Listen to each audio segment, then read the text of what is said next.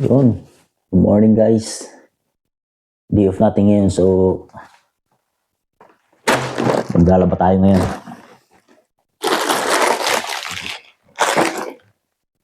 Ito lang ang ganap dito guys. Mga boss.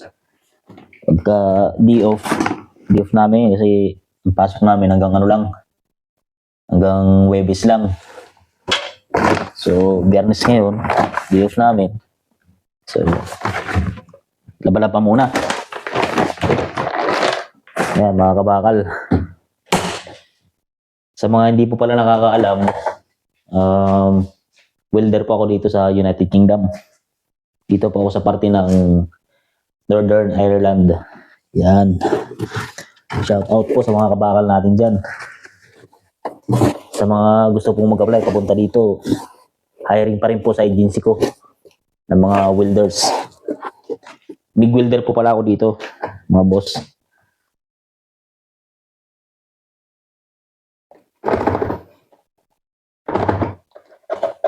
Bali, ano na po ako dito?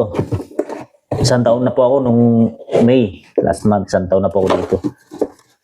Sa UK.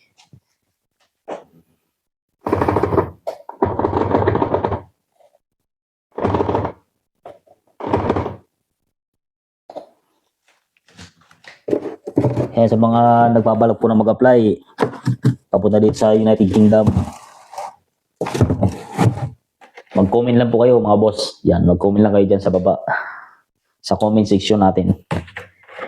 Para ma-send ko yung email ng agency ko o yung pangalan ng agency ko papunta dito sa United Kingdom.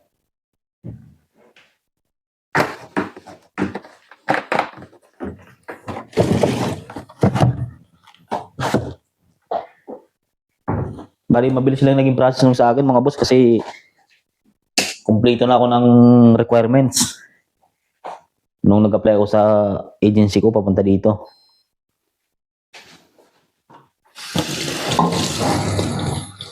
Bali, may ano po pala mga bossing. OCB IELTS papunta dito sa United Kingdom.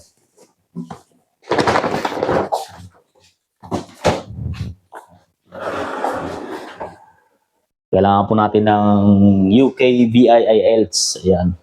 Bali, kukunin po natin na IELTS ay yung general training. Ayan. General training po ng IELTS.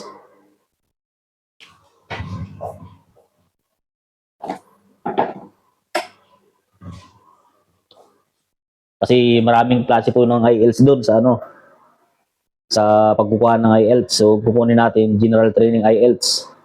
Ayan. UKVI. Yan. General training. So, magkakapilan tayo guys. Kakagising ko lang. Bumawi ako. Pagka day off dito, bumabawi kami ng tulog.